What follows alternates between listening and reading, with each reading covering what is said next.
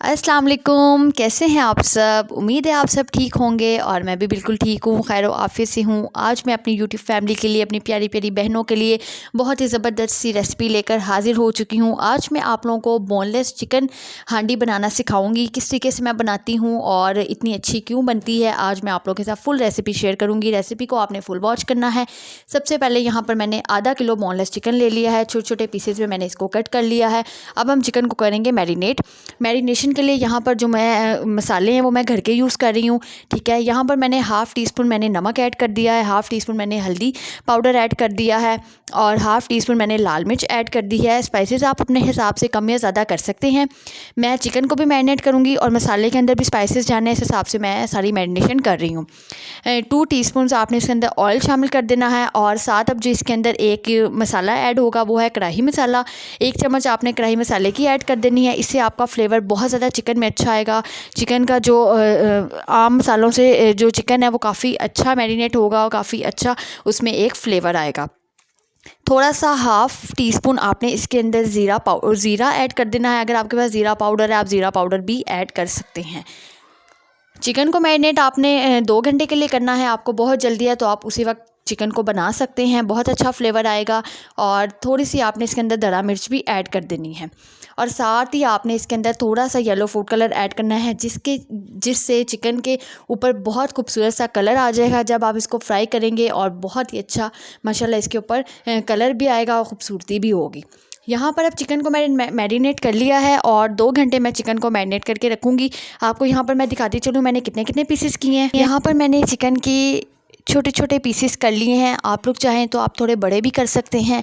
मैंने mix up pieces किए हैं, ना ही बहुत ज़्यादा बड़े हैं और ना ही बहुत ज़्यादा छोटे हैं।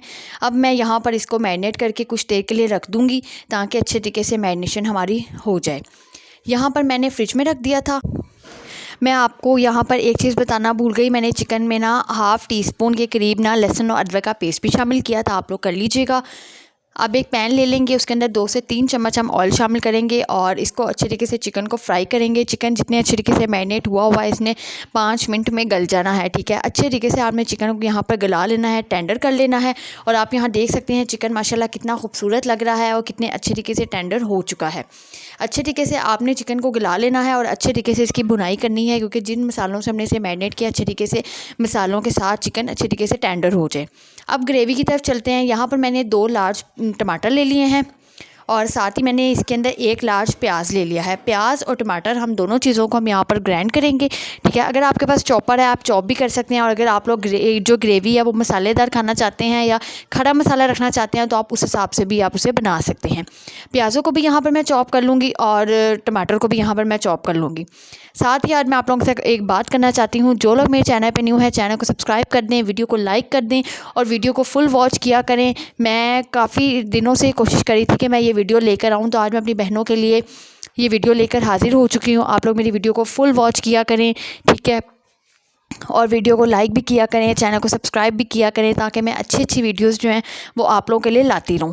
और आज की वीडियो इंशाल्लाह आप लोगों को इतनी पसंद आने वाली है कि आज की वीडियो में तो कमाल ही हो जाना है। अब जो ग्रेवी के अंदर डालना है मसाले जात मैं आपको बताती हूँ। हाफ़ टी स्पून धरा मिर्च और हाफ़ टी स्पून नमक, थोड़ी सी कलवंजी, हाफ़ टी स्पून हल्दी, 1 टीस्पून लाल मिर्च, 1 टीस्पून ज़ीरा और थोड़ा सा खुश्क धनिया पिसा हुआ हम इसके अंदर शामिल करेंगे। ऑयल हमने यहाँ पे हस्बे ज़रूरत ले लिया है, आप लोग हाफ़ प्याली ले सकते हैं। प्याज जो हमने यहाँ पर चॉप किए थे उनको अच्छे तरीके से हम यहाँ पर फ्राई करेंगे।